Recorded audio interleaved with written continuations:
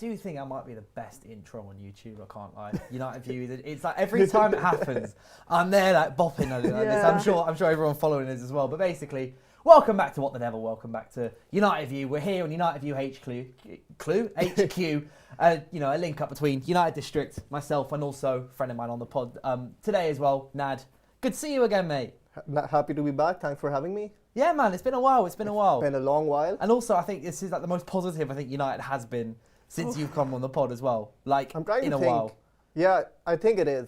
Because you were on when Amram was on, I think. I was here the last time when Ten Hag got sacked, like a week before he got sacked. Was it like a week before? Yeah. Since the whole Ruben Amram thing. Yeah, I haven't been here since Amram was here. And I'm known to be one of Amram's biggest fans too. Yeah. But also as well, Alice, back on the pod again. Thank you for coming. Thank you very much for coming. But I think there's a lot of good to talk about of late. So I've been very up and down with this West Ham result. It's one of the first times, I'll admit this, that I've just turned the telly off at full time. Normally I don't do that. Normally I've got United District stuff to do afterwards, got the articles. I was like, you know what? It's like 10:30. I'm tired. It's been a long day, Robbie. And then I was like, you know what? I'm just going to go to bed. And I was fuming. I was fuming at full time because, I've had a lot, me and Laurie have had a lot of back and forth about this on DR Sports in the last couple of days about my reaction to this West Ham draw. In that what I basically said was I was like, look, a draw away against West Ham is not the worst, by far from the worst result in the world, right? Still got a point. It's 13 points out of possible 15 in a run where we've played City, a good Fulham, Arsenal and Spurs at Old Trafford, who we've not been at Old Trafford in 4 seasons or 4 years or something. Like 2021, I think is the last time we beat them. And for the most part, it's good. But it was just that what I was so annoyed about with that West Ham game was the individual performances of some of those players. Like after seeing Bruno Fernandes play so well recently, Matheus Cunha banging, Brian Mbeumo, everything he touched was turning to gold in the last month or so under Michael Carrick. Even Luke Shaw has been fantastic, and it was like they all just kind of collapsed. It was flat. That's the best way to put it. It was flat. And it just annoyed me. And on my Twitter, I think afterwards, I said something like, it was a disgrace of a performance. It should be shambolic. It was shameful. But at the end of the day, it was more like, look, I've seen us play worse this season. Like Everton at home when we lost 1-0, like losing 3-1 away against Brentford. Like we against Man City at the Etihad when we lost 3-0. Like these games were actually obviously much worse than the points we put in. The low block of West Ham from minute one was ridiculous. I forgot what it was like to face Nuno. I can't lie. He's a kryptonite. I swear we always struggle against his teams. Even when we were at Wolves, we didn't do well. All the games used to be 0-0. Forest as well, yeah. Oh yeah, no, it really did annoy me, but for the most part, now I'm more thinking, right, it's been 5 games under Michael Carrick. It's been a fantastic month. We are unbeaten in 9 Motherway.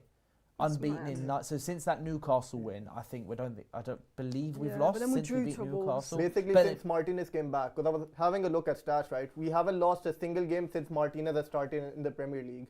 Oh yeah, but his turn yesterday. Oh my! I swear he's done that a few times before too. He's so composed, when he had the ball. The way he had Jared Bowen, he's in a different universe, I say with Leacher on the ball, he's got the prime Barcelona ability on the ball. I'm not saying he would play for prime Barcelona, but on the ball, I agree with you. He's got that. Definitely up there, at least in recent times, as being one of the best ball-playing centre backs. I'm gonna say it flat out. He does the ball at his feet. Yeah, he's come back better. Like he's had multiple ACL. Well, I don't know if it's multiple. He had an ankle problem or 2 ankle problems and an ACL. He's come back and he's clearly been he looks a bit stronger now as well, but he also looks quicker somehow at the same time. I do think with Martinez, the way I see it is we are just going to have to firm the fact that occasionally he will mess up. Like when we went Burnley away for Jadon Anthony's lovely goal, Martinez was backing off him. He was all over the place. We're just gonna. I think it's worth it. Just sometimes allowing that to happen, because then the other 10 games he plays, he'll be beautiful. Even this sometimes is very rare too. I feel like it doesn't happen often. So he is a net positive overall, a massive positive. Yeah. I see some people saying before when he was injured, right? They were like, we should sell him. He's too short. People keep on forgetting how much he adds to the team. Yeah. He's so important to us. I feel like he's one of our best players, up there, top 3, top 4. I wrote an article yesterday saying yesterday was the other day, I basically said that I think he's our second best player after Bruno. Like in terms of I mean, actually there's like an just argument like there. pure footballing I'd say ability. There's an argument there. I for really that. think that like I think Yeah. well, 'cause it's Bruno Fernandes. Obviously, I think like the level below Yeah. him. You could Obviously, argue got Casemiro just because we collapse when he ain't on the pitch. that is true. Yeah. Yeah, Casemiro. We are But I also atrocious think against that's our playing. partly a form thing. Like I feel like Casemiro wouldn't be able to sustain what he's doing for Oh, like no, multiple Lisandro seasons. Martinez. It's just it's Yeah. 70-minute once a week Casemiro is what we're seeing at the moment. But like Martinez could play twice a week at the moment because it's not like he gets little Yeah. injuries I mean, he here is and a there. centre back. He just though, gets so he can snapped play, in half. yeah.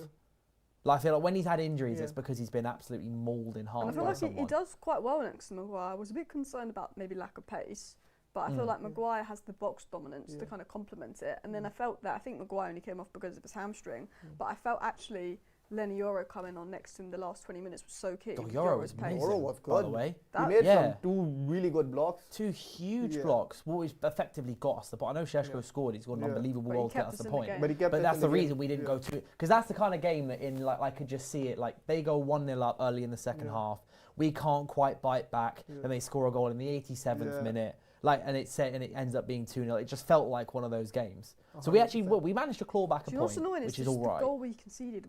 Like that was the. It we was that shouldn't only concede that. chance. It was the only Yeah. real chance till the last 10 minutes because we just gave everything Yeah. at it, and it was like. I was just looking at it and I'm like, surely Luke Shaw should just kick it. It was just a dumb goal. To Well, it was concede. was Ali McCoy said on commentary after the goal was scored. He was like, as soon as a defender ever lets a ball bounce as a striker, you know you've got half a chance. And Luke Shaw let it. I don't know why he let it bounce. I know he was like trying to trap the run or something, but you just as soon as the ball bounced, I was thinking, He had a why have you stinker. done that? Like, I like Luke Shaw, but he was so painful to watch. Yeah. And you know what the worst thing is? He was the second furthest player on the pitch. After, I think, Cunha, right? Luke Shaw was the furthest off the pitch. I was looking at stats. Yeah, And that shouldn't be the case. Shaw's played a crazy high lines of it. Because it's the kind of thing that I wanted to speak. So obviously I mentioned both of you yesterday, basically saying like, have a think about what are the things you think like you've learned under Michael Carrick. So that could be about Carrick himself. It could be about the players. It could be about kind of comparing us under Amorim to us under Carrick now. And I do think that's one of the things that we've learned. Well, at least something that I've learned is that Michael Carrick's very good at understanding how to use players to get the best out of others. So in the way of, so we talk about Matheus Cunha and Luke Shaw. So I think, I can't remember who it was that said it, but I remember seeing recently someone saying that they don't think that Shaw and Cunha complement each other too much. But I think it's the other way around.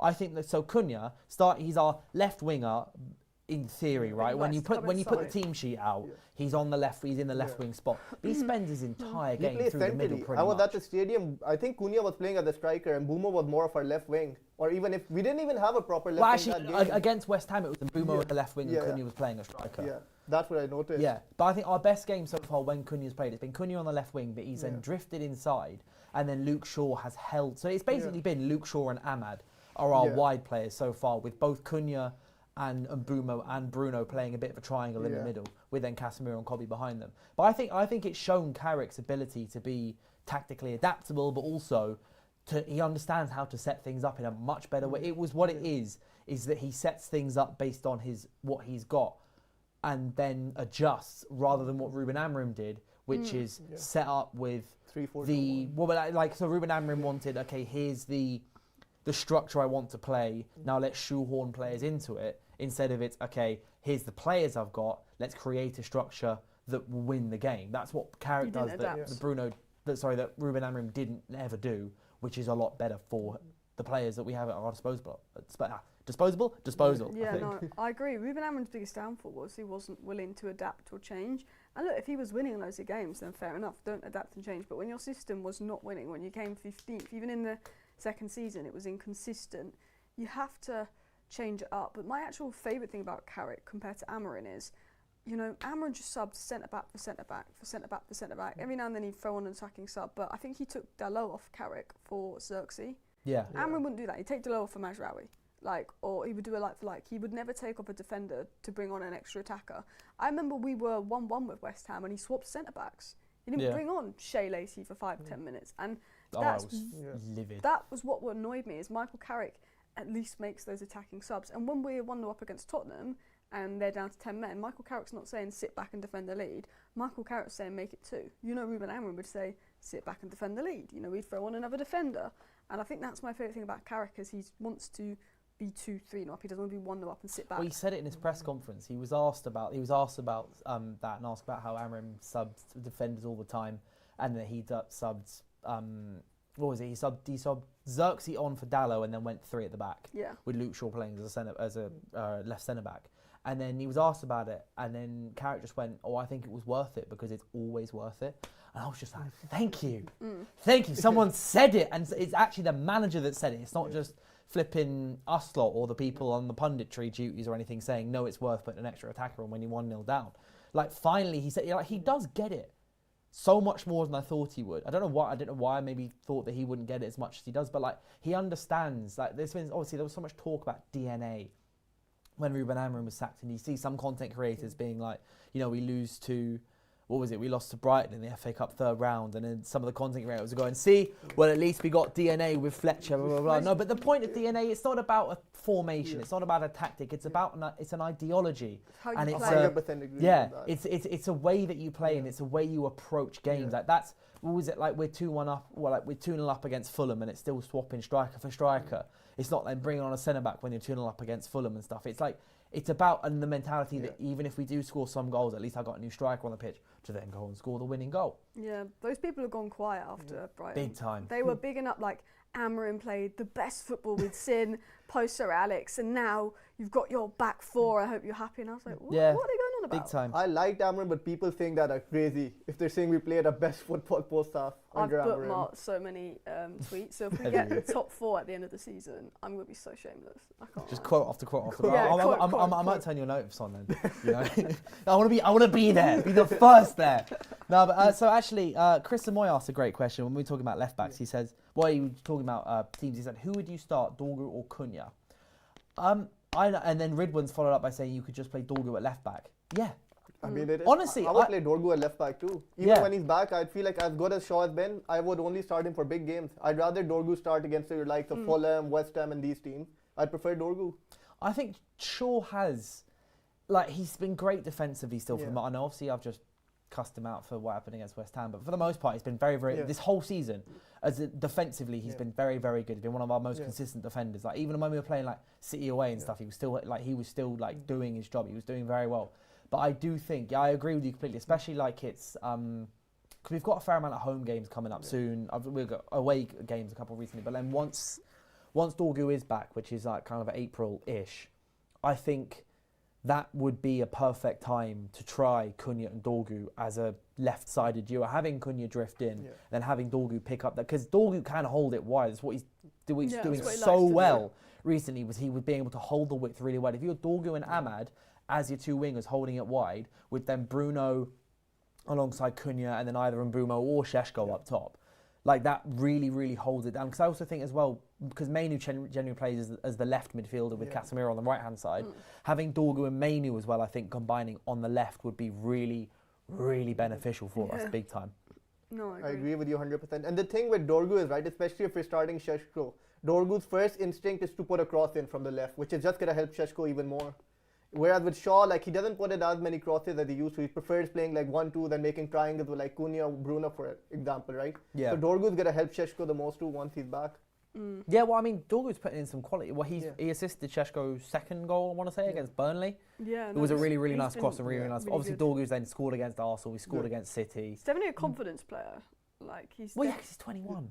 Yeah, it's the same with Kobbie. Actually, maybe less so with Kobbie Mainoo. No, but it's the same with Kobbie Mainoo. Like when Kobbie Mainoo came off the bench when under Amorim, it was like it gave so much of the kind of anti-Kobbie people ammo, being like, well, when you do come on the pitch, when you do have your 10 minutes, you've got to take it. I remember Flex saying, I'm not saying that Flex was anti-Mainoo at all, but I'm saying in the way that like a lot of people were saying, when you got your 10 minutes, when you got your 50 minutes on Amorim, you got to show what you're made of, mate. And it's like, well, it's 10 minutes, bro. What do you expect? Like strikers, when you got 10 minutes on the pitch, it's fine because what you need to do only takes a second or two anyway, and you have a good shot at making a good pass. But like Carrick's given Mainoo confidence, and immediately he's playing his way back into contention for England after not having barely played for 8 months. I think, arguably, for me, our best player versus West Ham. I know the. I don't think it was even close. I know the Casemiro goal was offside, but he made that. But when he got the ball, he had intention. I felt the team were playing in that first half particularly like they were 3-0 up. They were passing the ball slowly. It was like they were lack of urgency. it was flat, and Maino got the ball, and he would just knock it past the player, play a nice 1-2, get it forward. Like Maino was the only one I felt that was actually trying to make something happen, and then everyone else would get the ball, and it was like, and Luke Shaw was really winding me up. Luke Shaw pass, like do something, and it was just so frustrating. And then we start putting balls in the box. Where's Šeško? I feel like Šeško. Yeah, it was what I found that was so mad was, I do think Carrick got it a bit wrong, but I don't know. But as well, I think there was a lack of urgency in the way of, like, I don't know if Carrick wanted them to be more aggressive or he wanted them, because both teams stood off each other a bit in the first half. It was a dead first half of football. It was a very dead half. Very dead first half of football. But for me, we didn't take any, like, Hermansen has not had a great season. He shipped I don't know how many goals last season with Leicester. It's a beyond, like, conceding goals left, right. He was linked with us as well, I think, at one point as well. But like, he was conceding so many goals, and it was like, why not take a couple shots? Like, you've got Bruno and Cunha, they're shooters. Casemiro even just like, they're shooters. Just pepper that. I was thinking, like, if you've got a low block right stood in front of you, why not someone make a decoy run to allow Cunha to get on his right foot, or allow Bruno to get on his right or even his left foot? Just take a couple shots at goal, because that's what we've been doing in the previous games. Well, like Man City, there were points where we were trying to batter Donnarumma, we're trying to hit his front door down. Against Arsenal, That's how we won did it. it. It's how we won the game, was 2 shots outside the area, as well as obviously Mbeumo, like, high pressure, but that's a difference, because Arsenal were playing very front foot football. But like, that's what I didn't get, was that if you do have the low block, you can try and play through them. We've shown ourselves to be very, very good with 1-2 touch passes, especially in the middle third. But you can't really do 1-2 touch passes against a low block that's basically sitting in its own 6-yard box. Forcing you out wide. What you can do is take a couple shots in the 35th minute, right, or like 5 minutes play in the first half. If you've got the ball on the edge of the area, just hit it, man. Even if nothing comes of it, just hit it. Have a couple shots at goal. Finish the half with a bit of momentum on your side. Then I don't think we then concede so early in the second half. If we weren't just taking a couple more shots, taking a few more risks, just score. Not even score some bangers. Just like it's just a mentality thing, isn't it? Stuff. Yeah, I hear you on that. But the thing is, Cunha hardly got involved in the first half too. Like, I don't think he got into any shooting positions. Like, he felt like a ghost. Like, I was there, right? Cunha was standing isolated. Like, he wasn't even being involved in the 1-2s. Like, felt like he was really off in that game for some reason. Do you think he should have swapped Cunha and Mbeumo? He should have. Like, I don't know why he went with that. What, as in Mbeumo through the middle more? Yeah. Well, this is another thing that I found a bit bizarre, was that we started crossing it and putting Mbeumo back up front, and I was like, well, he's like 5'9". Why? It was in the second half. Yeah. Šeško came. It took a while for Šeško should have Šeško come on to come earlier. on. I feel That like. was my only real criticism of Carrick from the game. I think I blame the players for the lack of intensity, because I can't imagine Carrick would have said, play that slowly in the first half. But the second half, my only big criticism of Carrick was he could have made those subs 10-15 minutes sooner. But even then, when we made those subs, our first, as far as I can recall, our first successful cross Went to Mbeumo. was... To Xerxes, no. It was Xerxes. Xerxes. It was Xerxes, yeah. When Xerxes, like, I'd say a cross where because I think Mbeumo did have a header at one point in the second half, but it like flew miles away. Our first successful chance was Xerxes when it went just onside the 92nd minute or something like that. Like, and then finally our second one was Šeško's goal, but even then, Mbeumo's cross was diabolical. It was not a good cross. At all. It was a terrible It was a very good finish, though. Yeah, Šeško channeled in his Zlatan. It was like some toe poke. I said, I love Mbeumo. I think he's been great lately. But I was like, that was one of Mbeumo's worst games. And one of the top really replies, frustrating. one of the top replies, like 50 likes, was like, "Shut up, Alice. What are you talking about?" And Mbeumo got an assist. And I was like, yeah, he did, but it wasn't one of his best. I don't think it was great. Very generous to him too. Yeah, like, that was all Šeško. I love Mbeumo. I think he's great, but he was not good in that game. I don't think any attacker was good. Bruno wasn't good. Cunha wasn't good. Other than Šeško. Even Ahmad wasn't good. Like, he was in so many 1v1 situations with Diop. I feel like that was the game plan. We were overloading the left side to have Ahmad like be 1-on-1 against Diop, but like he just struggled. Even with his crosses, like nothing was coming off for Ahmad. I think it's one of those games where like I'm annoyed at it, but I don't think it's a sign of things. Like with Ruben Amorim, when we had the 1-0 loss against Everton and the 1-1 draw at home against Wolves, and we had these other games, like that's when I was thinking about it and looking at it and going, okay, this might be a sign of things to come. in the way that like it wasn't just, or even when we beat Newcastle, but like they peppered our shots on goal. We were kind of lucky that some of their shots went I don't know wide how we and won stuff. that Newcastle game. I can't lie. Huh? We were rubbish that Newcastle. We were not. game. I remember gassing it up because it was our only winning like ages. I was sat there going, second clean sheet the season. We let them try and they didn't get it at the time. I was making it. It was proper copium. But like for me, like that West Ham game, it's not a thing of a sign of things to come or anything. It was for me. I look at that and go, okay, that's a bit more of a blip. That's a bit more of okay, unlucky guys. Look, you had a bad game, but it's fine. Everton away next. I'm still going to the Everton away game saying what I've said for last month, which is I think we'll create chances and I think we'll score goals and I think we'll score more goals than I don't think we'll start opposition. that Everton game as flat as we started this game. We'd have had 13 days off between West Ham and Everton. I think surely we come at them and we go and just go full energy. And I think as well, dropping points to West Ham, one of the things I liked most about it was the players' reaction. They were not happy. They were livid. They were fuming. There's times on the Ruben Amorim where I feel like this team has celebrated a draw because we didn't lose. But today I felt that like... we came away from Ellen Road going, you know what, it's a point. Yeah, under Amorim and we're like, oh, it's a point away at Ellen Road. And like we were like, oh, it's not that bad. But actually at West Ham, because we won 4-0 and the standards were high, those players were mad. Like Le Mans came out and said like, was not good enough. Šeško was like, I'm happy I scored, but was not good enough. I remember Højlund scored when he scored and we drew, right? He was like, I needed this goal. Bournemouth, it was, good, like the difference. Points could have been better, but I needed that. Like Šeško, to be fair, bless him, man. I feel like half the goals he scored, he's not been allowed to celebrate. It was like his first goal for us was away against Brentford. We were already 1-0 down. Where we were 1-0 down, it was 1-1. We lost that game 3-1. And then obviously the West Ham game as well. It's like cool. He's got the equaliser, but it's not 3 points. He can't sit there and go, oh, I love having that winning goal. And there's a couple others I think as well that like he scored Brighton in the FA Cup. He scored the goal to make it 2-1, but then ultimately we can't massively celebrate it because we lost the game. Like bless him, man. Like even his brace against Burnley, we still didn't win the game. But he got to celebrate that because I think he scored the first goal, right, against Burnley. Yeah, well he scored it to make it 1-1 and 2-1. But then ultimately it's like kind of interviewing after the game and it's like, look, I'm happy I scored twice, but ultimately we didn't get the 3 points again. Like so many of his goals, he's got 5 in 6 games. He's got a goal every 48 minutes. They're so good. Yeah. Huh? His per 90 numbers, they're really good. Yeah, and I don't even think it's not like when he came on against West Ham, he had a few like balloon touches and stuff. But ultimately, as Roy Keane said, I don't know. Have you seen what Roy Keane said on the overlap this morning? I'm not surprised. Let me find it, bro. I'm not surprised. I posted it on District. Were they going on Šeško just for no reason again? Well, no. So they because it was like at the beginning of the summer. They did a like hit or miss on the overlap. Yeah. They were like, okay, we read out a number of names like João Pedro and Bumo, Šeško, hit or miss, and they just went through them and was like, are you right? Have you changed your opinion and stuff?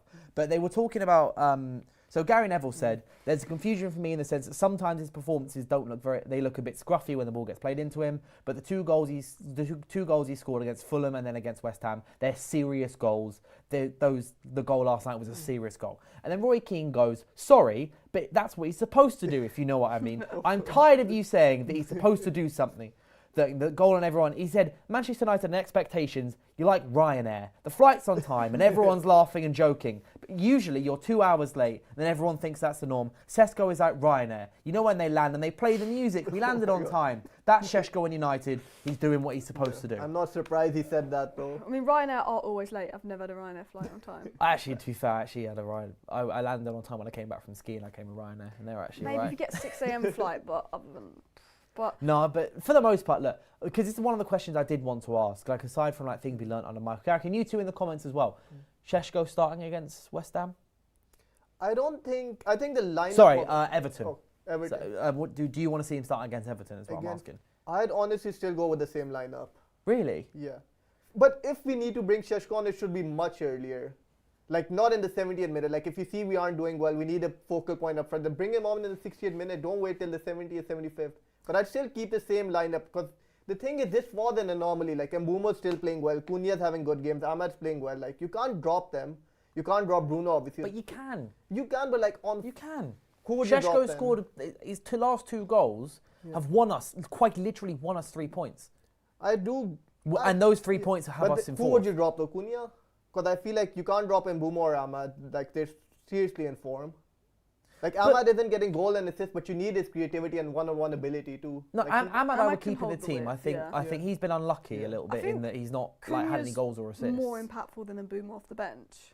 So I think what I would rather do is have Cunha on the bench and then have him come on in the second half, because I don't see how, especially with Jack Grealish out for the rest of the season now, I don't see how Everton will set up two different, maybe not as low as West Ham, but like, so, because if you think about it, they've got, I know, like, especially O'Brien is out now as well. He's suspended for the next game, so they will want like Tarkowski and I don't know who would start at centre back for them. Tarkowski and I don't know. Keane, maybe Keane. I don't know what Branthwaite's doing, if he's injured or not. I think he's still injured. Yeah. But basically, it's the way, and they've got like they've got the outlet on the right hand side. It was Bowen for West Ham, and it's Ndiaye. Ndiaye, yeah, super good. That's what I mean. The way that I don't see how West Ham are going to set up. I don't think they're going to set up in the way that City set up, or Arsenal set up, or Spurs set up before they went down to 10 men. And I think Šeško suited that game at striker more than Mbumo did. So I'm thinking the way that we're going to win this game is by making a change, and it's by having Šeško. So who drops that? Maybe it's Ahmad drops out and comes off the bench instead. Maybe it's Mbumo, maybe it's Cunha. But Mbumo and Cunha, for me, based off how Šeško played versus West Ham versus those two, Šeško deserves starts over one of them. It could be Cunha starts at left wing, or it could be Mbumo starts at left wing. But what it should be is Benjamin Šeško starting, us getting the ball out wide, and us trying to find Šeško. Because Šeško is physical, and he's good.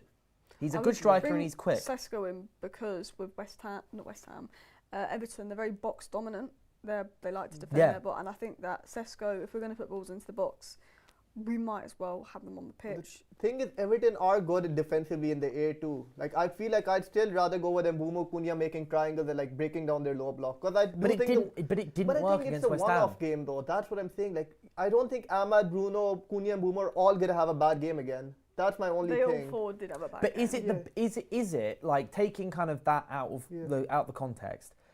Is it the best way? Is the best way to break down a low block by try and play through it, or try and play over it? I mean, bearing in mind we have Mbumo, who normally his delivery is he put in the most crosses last season. He assisted Wissa God knows how many times last season. But that was from the right too. That's a key difference. Those crosses were from the right. From the left, Mbumo's crossing has been, I haven't seen it like be that good.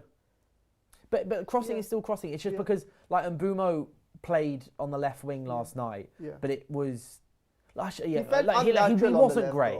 He wasn't great. I feel like we are maybe better to play through people in the sense that we're a bit more technical now. Yeah. But I feel like with a mid block that works. When you can play through the middle in the middle third, when it's Mainu and Casemiro and Bruno combining. But when you've got because Mbumo, for example, hasn't been in all these amazing combinations we've seen. It's not been Mbumo, has it? Mbumo's been the guy up top receiving the end of it. Yeah, the combinations have been Kobe, Casemiro, Dalot, Licha, and Bruno, right? Yeah. But they're not the players that are playing up top. So just because we're combining well in the middle of the pitch, that doesn't necessarily mean that we combine in the area, unless you want Kobe Mainu to be playing as a number 10. Yeah. That maybe would work a little bit more, but Mainu was playing behind. As he said, he was one of our best players, and he was able to do those combinations. But for me, the best way to beat a block like West Ham's, or that I think Everton will do, is by sticking your 6'4" striker up front, getting him to make some space, or maybe play him alongside Cunha, so Cunha drags a man wide or something, and then just give Šeško the chances. I think I would bring. That's how I see it. I mean, you're not wrong though. You do make valid points, but I'll still keep the same lineup for now. But I wouldn't be opposed to Šeško starting. I'm not gonna go like, oh, why is he dropped? Why is he starting? I'd still be super happy because he does deserve it ultimately, because he is scoring goals. He's on form. And like you said, we might need his presence in the box to break down Everton. Well, that is the other thing for me as well. It's that. I feel Šeško deserves a start. And when you're 22, you want to be keeping your guys. So let's say Šeško plays against Everton, he doesn't have the world's best game. It's fine. You can then play on the bench again. But if he's on form and starting, I would want us to capitalise on that. Because this is a guy that I desperately want him to grow for us. Because you can see, it's one of those things that with Højlund to a certain extent, you couldn't really see it at points. No. It was like he'd have poor touches and he'd have shocking finishes. I see way more in Šeško too. Just his general IQ, just forget his basic stuff like shooting and all. He just seems like a more natural fit to our team. Yeah, no, I do agree. So reading it says, if we beat Everton, that's 10 unbeaten. That's impressive. I just pray they use this time well. Oh, that's an advert. Plays this time well, more than enough time to prepare for the Everton game. They need to be prepared for low blocks again. Yeah, 100%. Well, Carrick will be going, I'm sure it'll be today. They'll be back on the training ground today. They'll be going through the footage. They'll be going through it all and going, okay, this is what you did wrong. This is what I feel that you need to do right this time. I'm sure he'll be talking to Cunha and going, look, he ghosted the entire game. Couldn't I forgot he was on the pitch, to be perfectly honest. He did ghost. He was was a ghost. It was but that's annoying, because but there he were so many bodies. He didn't suit being the lone number 9 though. Like it just felt like an unnatural position for Yeah. Cunha because he likes being involved, dropping deep and whatnot. I thought Yeah. it should have been pushed out wide, maybe. That's why I feel Yeah. like it should I have would been have taken Šeško. Mbeumo for actually Šeško. But obviously Mbeumo got the assist in the end, so maybe it's different. But I felt that Cunha, while he wasn't in the game, I felt that in that kind of game, if you need someone that's if we're gonna break down West Ham, it's gonna come from a long he shot. has that X factor. Like you need that long player. shot or a combination where you drive at them, and Yeah. Mbeumo, that's not necessarily Mbeumo combining to Yeah. break down low blocks or long shots, whereas that was Cunha. So that's why I would have pushed Cunha out wide, but ultimately I think Carrick got his subs right, but I think they could have been 10-15 minutes earlier. Yeah, no, Just- I yeah. agree. Yeah, it just took it for me. It took too long because we started crossing, and it was to Mbeumo, and I was like, why? Yeah, the first He's cross we made with 5'9", Šeško on the bro. pitch went to Mbeumo, and Šeško was like, why are you crossing it to Mbeumo, not Šeško? Yeah, it was at Dallo after his amazing delivery for Bruno's goal last week, and I was like, why you suddenly can't find the The front amount post, of bro? passes Dallo had where he overhit it or it was just off. It was. When Dallo gets it right, it's a phenomenal cross sometimes he gets, but so many It's times just he's him got- in the final third. You don't know what to expect. Yeah, But like it's a bit defensively, I kind of don't think annoying. he's bad. In I would build-up, he's also really good. like to see against West Ham. I'd like to see Maz just to Yeah. see Yeah. how it Yeah. works. I feel like Maz would actually be really good under Carrick for the same reason. Like he's very good at building up in these 1-2 plays. He's so good on the ball. Yeah. But again, he has the same problems as Dallo. In the final third, he's not the best. I think Mazraoui naturally is a better player than Dallo. He's But- better Yeah. technically, just slightly. I don't think there's a huge difference, but he is better technically. Yeah, no, it's just like it's kind of this Everton game because we had the draw against. Like it's Yeah. hard to call for anyone to be dropped Yeah.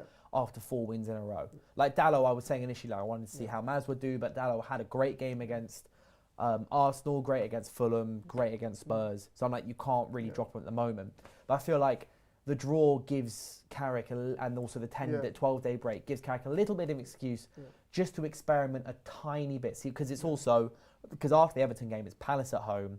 Palace who are just dreadful. That They're collapse so against bad. Burnley. Oh, so I can't believe one of my that. one of my mates is a diehard Palace fan. He's a season ticket holder and everything. And Strand Larson scores a brace and he goes, "We're finally back." Blah blah blah. The text message in the chat just get quieter, quieter, quieter. And then this morning I get a text from him going, "I might retire from being a football fan." He said, "I don't think I can take any more." Dylan. I can't believe they bought a 2-0 lead to But them. yeah, like also the other big news that came out today is Thomas Tuchel is staying with England until 2028. Not Well, I mean, shocked. obviously, obviously, we'll see what happens to the World Cup if they He lose. would have again, been knocked one of out. my top candidates. The but thing is, I would have loved to have him, but he would have rejected us again. yeah. I don't think it. He's would, not it going to would've work under worked. these conditions. Yeah. He wasn't He happy doesn't at want to Chelsea. work Ratcliffe. It's like you go on a date with someone and like in theory they're great. In theory, you know, the two of you suit together. Yeah. But ultimately, I feel like there were just some differences that you wouldn't be able to get past. One being. A director And thing. this He wants is control. not continuing my date analogy. This is Manchester United. This is the level of control. They Yeah. both parties seem to want too much power and Yeah. too much control at the moment. The thing is, I remember seeing a report, right? We want a top manager, like who can handle like all the pressure and noise. But all top managers don't want to work under a director. Like I can't think of any like top manager who worked under a proper like director. Carlo Ancelotti doesn't. Thomas Tuchel doesn't like working under one. Enrique wouldn't have any of it. Enrique doesn't. Cause like That's the problem. which top manager can we get who'd be happy working under a director? There is one, I think, personally, in Julian Nagelsmann. Yeah. I think Yeah. he'd do it. But then they say, "Oh, we want Prem experience." They can't have it all. And Yeah, no, yeah, do the- Ineos exactly. consider Nagelsmann like a big manager, like a top Yeah, manager? of course he Like, is. I think he is, but like absolutely top. I think he Bayern is. Munich, Germany national team. I for think he multiple is, but I years. don't think Ineos view him like that. Like Oh, I have this maybe feeling. Mad I think if it'll they be didn't. verbal pushing for him, and Ineos being like Ratcliffe likes like an English or a Prem proven kind of manager. You can just tell. Yeah, I mean, also as well, De Zerbi obviously is back on the market, but We need to stay away from him. According to Pete Hall, at least the iPaper, he said that De Zerbi reportedly sees Tottenham as the natural next step for him instead of Man United, which I think is right. That's true. Like you manage a big six club, but manage the Well, smallest the thing one. also about De Zerbi is I don't think he's a bad manager. Like I think tactically and stuff, he gets a lot right. I know Marseille were awful in the Champions League. I think like he's good. You know, like I think Hertzler's doing an awful job at Brighton, and De Zerbi was clearly the best one they've had. But he's someone that blows up easily with the players. That's my concern. Like falling out with the players, dressing room going stale, and we know that these players, if they don't like the manager, And I feel with De Zerbi, it could go. And boom. he had a clash with Brighton's board too. He only left Brighton because they weren't like willing to make the signings he wanted. Like so. Yeah, How I do think we know it's he gonna wanted be? to take the next step, Yeah. and they were still on the. I feel like he's gonna have issues with our recycled board here players too. vibe. Like if we do want a Prem manager, right? Prem proven. Like I'm gonna put this out there. I only see Marco Silva as a viable option. I'm not saying he's my Ancelotti? number. I'm talking about Prem manager, like from the Premier League. As in like- current Prem Current managers. Prem, yeah. I think I agree. Yeah, I'm not saying he's my number one, but I think he's the most viable option to get. Silva, yeah, I can kind of see it. He's Prefer him to definitely on the Glasner. list. Oh, I yeah, prefer him I with don't want to Glasner go nowhere too. near Glasner, man. Iriola Nowhere near does. Glasner. We have I respect him Bournemouth as a manager, but no. I've There's- gone off Iriola as well. Yeah, but is it like Iriola? I think will go Palace. I think Palace would be a very, very good move for Iriola. Do you think Same he's with- gonna go there though? Huh? Do you think he's gonna go to Palace though? Yeah. I don't think he will. A It's bit a of a sideways reset. move for it. Well, where else would he go? I think he's just gonna wait it out. But his contract's up in the summer, isn't it? He's Iriola. I don't think he's gonna join Palace. Like if he doesn't renew with Bournemouth, like He could go Tottenham. Yeah, Spurs He is could. another shout as well. There's going to be a lot of teams to Although for a I think manager. Poch to Spurs is like I think Yeah. that's so nailed on. after the World Cup. Yeah, it would be after the World Cup, Poch, Yeah. because it's not like the US are good. Like if Poch signs like a pre-agreement or whatever with Tottenham and goes, yeah, I'll join you after the World Cup. The US don't have like the power to do anything about it. Really, like do you remember who is it that was it Lopetegui It that was agreed Lopetegui, to join Madrid, Real yeah. Madrid and then Yeah. Spain kicked him out just Yeah. before Russia, or was it the Euros? 2020 you won Euros. It was the World Cup. No, Euros actually. Was it the Russia World Cup or Qatar World Cup? Oh, I can't remember, but It basically, wasn't but Russia, basically it was Lo- Russia. I Lopetegui know- was I like know what you're agreed to talking join Real Madrid afterwards, Yeah. but Spain were like, no, No. okay, You're screw gone. you, we're getting rid of US you aren't now. gonna do that. West, like the US Even if they do wouldn't do that, the same Pochettino thing. wouldn't care though. Let's be real. He wouldn't care if US sacked him. No, but like the but US would personally, care I think if he's they definitely. need him. Personally, I think Yeah. Poch to like. I've been speaking about Yeah. with Abby about it so Yeah. many times recently as well. In the last couple of days on Live at 5, we can preview all of that. She's been so pro Poch, and I think it's just so true. It makes because it's also the only hire gets the fans that back on Spurs side. can do that will actually get the Yeah. fans back And the on fans side. are not on Yeah. side. And They're need not to on please side, the bro. fans. Like expressions, man. Like when I've seen him off camera, this guy is his head's on Mars. Especially with Arsenal being top. Not only are they could Yeah. they get relegated, but Oh yeah, Arsenal are like absolutely top, crazy. top. My only fear is because a lot of managers are being sacked. I Mhm. think Liverpool will probably end up sacking Arne Slot. Yep, And I I agree. I think if there's a top manager, would they pick Liverpool over I think us? even Pep is gonna leave City too. I Yeah. have this feeling like Yeah. Pep is gone. So like Yeah, a I've lot heard of a lot clubs of are gonna be in rumours. for So managers. where then in this list is Michael Carrick? I mean, I would still put him up there for now, but obviously Yeah. there's still so many games to go, so like you never know. But like, Yeah. I don't want him to be compared to the Oli situation. They're like, we tried this with Oli, so we can't. Oh, put no, him yeah, back. I don't think I don't anyone like really this is.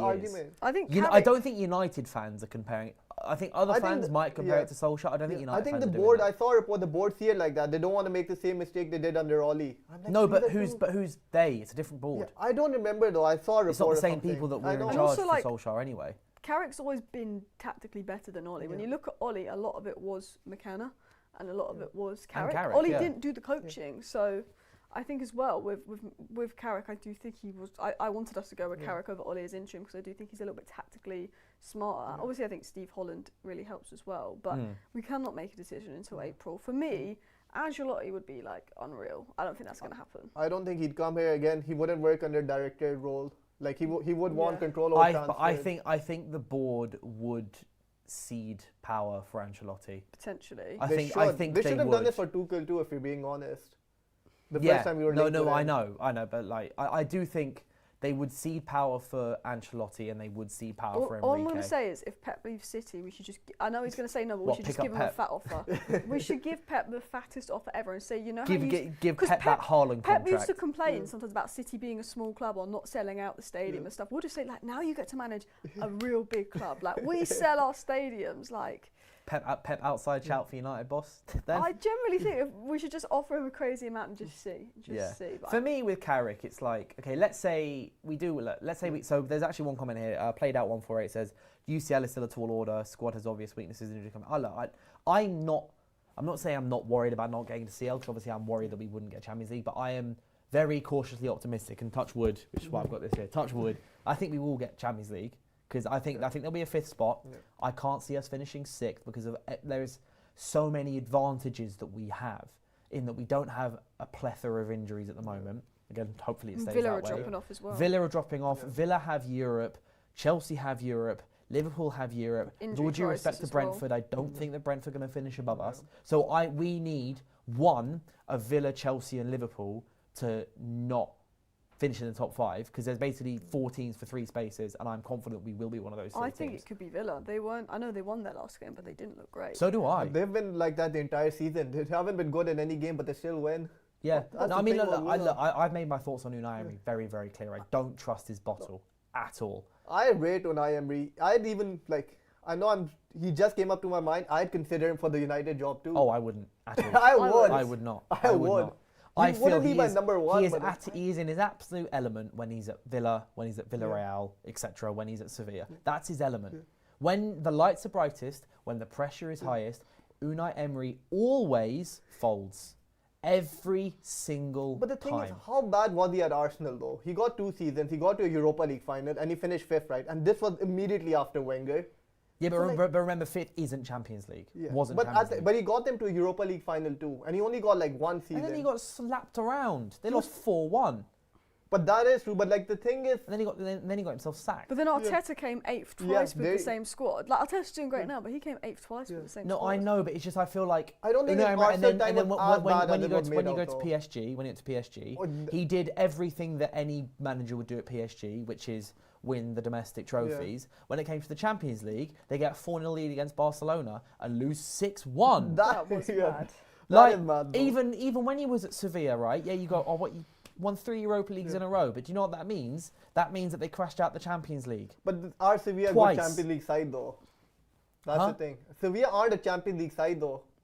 Even No, without they're him, Europa But I without him, feel, they've been but this is what I struggling, mean. though. I feel like Unai Emery is at his absolute best I do when agree he's with you. at that level. I don't think he's just like how some managers are at their absolute best in their element in relegation battles. Like- and that's like Big Sam, Like Tony Pulis, Thomas Frank etc. Yeah, is not a top 6 yeah. manager. Thomas Frank I was is at never. his absolute I remember best. like in that. we were linked with him. Like some people actually wanted. I was so against Thomas Frank. Like I could just see it. He's not gonna work out at United. I reckon he could go to Palace and do really well, Thomas Frank. But he's Actually, not that's a out good of the club big for him. Yeah, six. like Palace should go for. Yeah, Thomas like Frank. I feel like, and I don't mean it in any sort of level of disrespect to these managers. I just feel like certain managers are best at certain types of clubs. Ruben Amorim's probably best at like Sporting or something at the Portugal. moment, like playing in the biggest All I'm leagues. going to say is Spurs have all of Ruben Amorim's dream players: Gallagher, Palinha.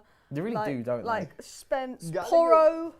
Gallagher Yeah, was that's such a true. weird signing for them now that I think about Yeah, it. look, we'll see. But regardless, I think our time's just about up at the moment. Thank you guys so much for coming on. It's been it's been really quickly, actually. It's gone really, really fast. Thank you guys so much for coming on. It's been great.